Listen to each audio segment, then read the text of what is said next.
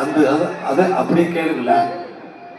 ஒரு தாய் தன்னுடைய பிள்ளைகளுக்கு வந்து என்னென்ன பிடிக்கும் பார்த்து சமைச்சு, அது சமைக்கலாம் இது சமைக்கலாம்னு சமைச்சு அவங்களுக்கு பரிமாறுவதை போல உங்களுக்கு என்னென்ன பிடிக்குமோ அதையெல்லாம் இந்த தாய்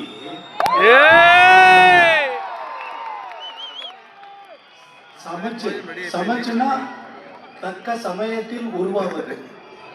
சமைத்து இசையை எப்படியெல்லாம் சேர்த்தால் சுவை சேருமோ அப்படியெல்லாம் சேர்த்து உங்களுக்கு பரிமாற வேண்டும் என்று ஒரு மாதமாக ரிஹர்சல் செய்து பாட்டெல்லாம் தயார் பண்ணிட்டு இங்க வந்திருக்கிறோம்.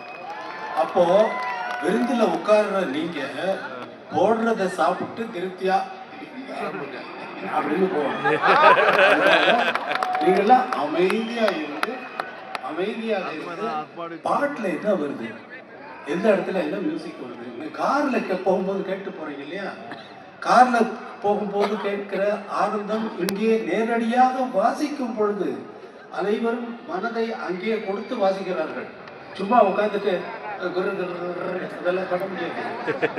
நோட்ஸ் கொடுத்த நோட்ஸை வாசிக்கணும், கிளீனா வாசிக்கணும். யார் எப்போ வாசிக்கணுங்கிறதெல்லாம் எல்லாமே தீர்மானிக்கப்பட்டு ரெக்கார்ட் பண்ணியாச்சு. 30 வருஷம் 50 வருஷத்துக்கு முன்னாடி ரெக்கார்ட் பண்ண சாங்ஸ் நாங்கள் பாடிட்டு இருக்கோம். 30 வருஷமா நீங்களும் கேட்டுக்கிட்டு இருக்கீங்க விடாம.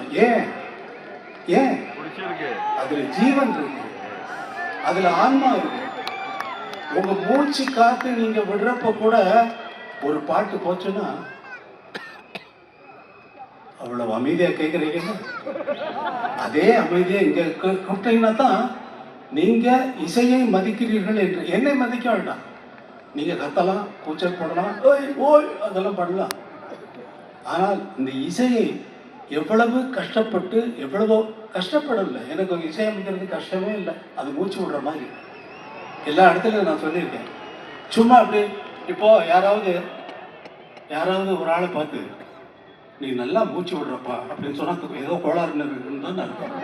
அது மாதிரி என்னை பார்த்து நீ நல்லா மியூசிக் போடுறீங்க சார் சொன்னா நீ நல்லா மூச்சு விடுறப்பா அப்படின்னு சொல்றது மாதிரி அப்ப ஏதோ கோளாறு இருக்குன்னு அர்த்தம். அதனால அமைதியா இருந்து இந்த இசைக்கு தர வேண்டிய மரியாதை எனக்கு மரியாதையே தர வேண்டாம், இசைக்கு மரியாதை.